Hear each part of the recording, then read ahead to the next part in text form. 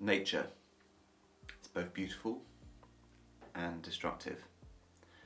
It, on one hand, provides us with the food which we eat on our tables. It forms land masses globally. It provides us with stunning resources to be able to create stunning pieces of work, from oil paintings to the lacquerware, in which we're going to be having a look at today. And then on the other flip side, we have the destructive elements. Those elements which form the landscapes almost in symbiosis with the beauty in which we enjoy. It's like a poetic justice in some respects. And unfortunately, these events claim the lives of many people on this planet when such events happen. Today we're going to be having a look at the Noto Peninsula earthquake, and we will be going on to the pen in question. But I wanted to give you some context in advance, because I think it's really important to be able to sort of give you this sort of knowledge and understanding of why I'm giving you this in preparation for the pen. So on the 1st of January 2024, in the morning, just after New Year's Day, the Noto Peninsula was struck with a tremendous earthquake, one which destroyed the livelihoods of many people, claimed the lives of many others, and for some artisans it was the end of the road. Fortunately, we have now seen a resurgence of business in the Uejima region of Japan, and we are now seeing beautiful lacquerware products being produced again. But I think we have to reflect on the fact that there were many culturally important pieces of artifacts, history, which was lost in this earthquake. And it just really sort of goes to show how unwavering nature is. It doesn't take sides, it just does what it does. It's its own entity. So on to the focus of today's video, and keeping this intro in mind, I've become relatively good friends with a lady in Japan by the name of Yurie, and she is probably best known for producing her exquisite pen cases, one of which is actually in the box. And over the years she's been championing the manufacturing and the craft scene in Japan. And we have one such product in here today, which is a relatively new venture for her, and that is fountain pens. So without further ado, I'm going to introduce you to the pen, and I'm going to walk you through why this pen is so important. As of recording this video, I should mention that there is only 3 units of this pen left. I have been told that they will be redone again as another series, but they will be done in limited stock. And we've also got some fun elements to lighten up this quite sombre intro later on, with the form of some ink mixing. So do stay tuned in for that. So the pen in question, as I say, is in this beautiful little Palomina box. So we're going to unbox this pen and we'll have a look and see what we have. Okay, so in the box we're greeted with one of Yurie's beautiful pen pouches. These normally come separately packaged. I've just put them in here just for presentation purpose for today, but as I say, they are separately packaged. And inside here we have the pen in question, which is a pocket-sized pen, but all completed with beautiful Japanese urushi. We've got depictions of cherry blossoms, which are completed with makie, techniques being hero makie and raden, and we have a variety of different flowers which are finished both in white and gold. Now gold has gone up massively in price, but somehow Yurie's managed to keep the cost down. I have no idea. And speaking of cost, as of purchasing this pen, it was £660. So it's definitely not a cheap pen. But it's one which really encapsulates and personifies the craft book of Japan. It is a celebration of determination, resilience, and it wasn't really until April of this year we started seeing manufacturers basically coming back to life again, and unfortunately for many still in the Wajima region of Japan, many are still affected. But back to this pen. Why I love this pen so much is that cherry blossoms are a resilient flower. They come back each year, they blossom for a few weeks within the year, and they keep coming back stronger and stronger each year. And it's with that rebirth in mind that we can also really appreciate the rebirth of a lot of these companies. So this pen really does go to really just encapsulate so much about the fortitude, the determination of the Japanese people. So let's have a look at this pen a little bit closer, because it's got one or two little party tricks up its sleeve. First of all, what I love about this pen is the quick access to it. It's literally half a turn and you're ready to write. Now, being a pocket-sized pen, a lot of people might worry about the size of it, but rest assured, it is incredibly comfortable. With the number 5 size nib on here, it does actually make the pen appear to be a little bit smaller, but in reality, this is a full-size grip section on the pen. Also, if I can do this, there we go, the actual cap posts onto the back to make it into a full-size pen. Not too dissimilar to other pens, but what makes this very special is the fact that Yurie has collaborated with Eboya, which is the manufacturer for this pen. They've basically designed a system in which you can actually post the cap without damaging the lacquer, which the only other company I know of is Namiki, which offers this.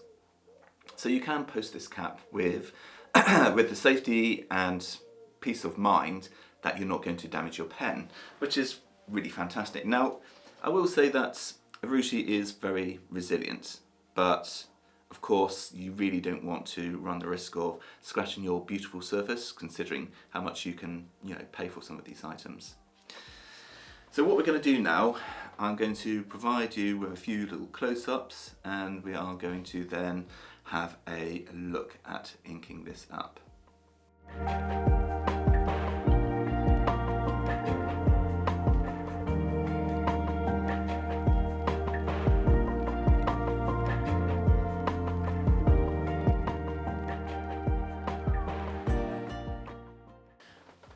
So ladies and gentlemen, what we have here are 4 beautiful pigmented inks from the brand of Kakamori. Kakamori are based in Japan and are quite known for their ink stands and ink mixing. They also are really, really expensive. These retail for £24 each, but I tell you what, they are absolutely gorgeous. And the real benefit of using pigmented inks is if you're an artist like myself, they are permanent, they're light fast, and they're water resistant once they've dried into the paper. I've done many a drawing with Kakamori inks, and I tell you what, they are superb. So the 4 inks we've got are a red, a yellow, a brown and a blue. And we're going to try and emulate the colours on the vermilion finish of this pen. I have got a blank cartridge here, and then I've got a syringe to help fill up the cartridge as well. So I'm going to go through some close-ups as I do up this filling.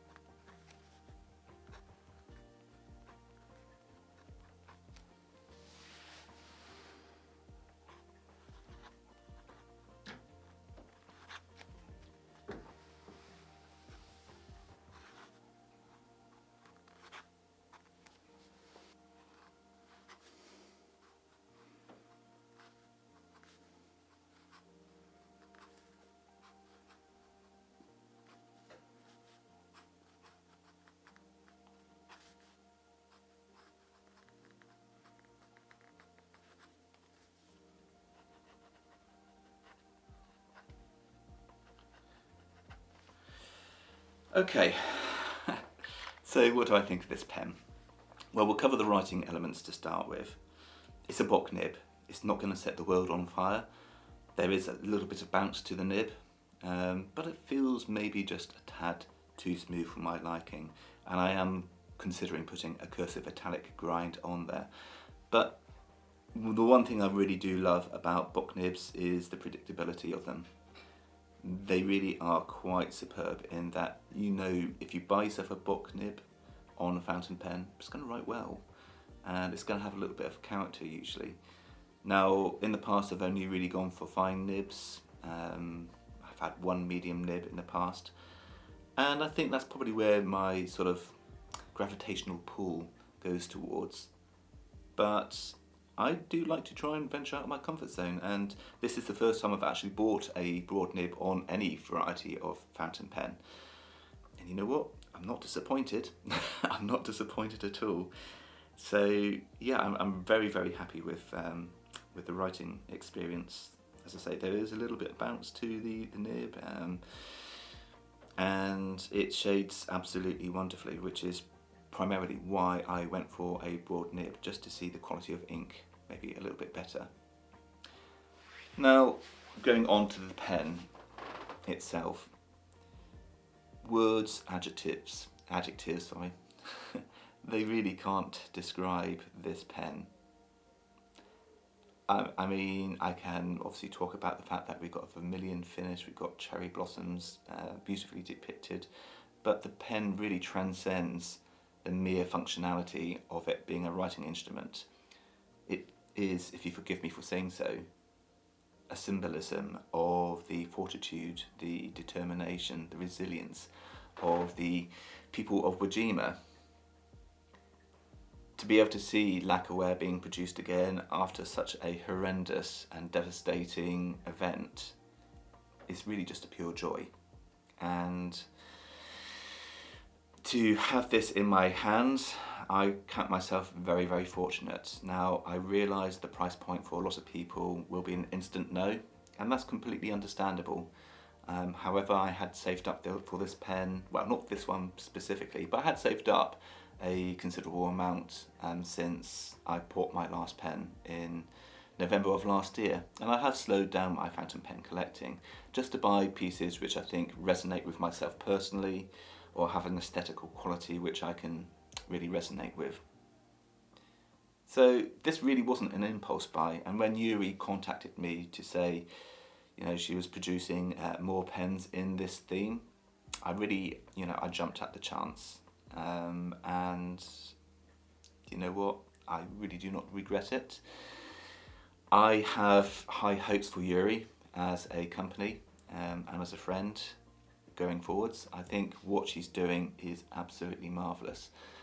You know, when we look at even the presentation of the pen pouch which we receive with the pen, again, you know, the cherry blossoms are just such a wonderful sort of harmonious element to have included with the pen. And if you go for the slightly more expensive options, you then end up getting some other really unique elements such as Wajima lacquered little toggles. The braids are a really fascinating story, and I'll leave a link to her website down in the description below for you to read all about that. But she really does champion the wonderful nature of Japanese craftsmanship. So that will about leave it for today's video. If you've got any questions or comments about the pen, please do ask them down in the comments section below. Are there pens in your life which have had a symbolistic or emotional sort of pull to you? Have there been celebration pens which, you know, being handed down from one parent to another? Pens which, it doesn't matter how much they cost, whether they're £5 or £5,000. I'd love to know your thoughts down in the comment section below. So the only thing left really for me to say is please do like and share the video. It does help with the channel growth, and I shall see you in the next video. Till then, stay safe and goodbye for now.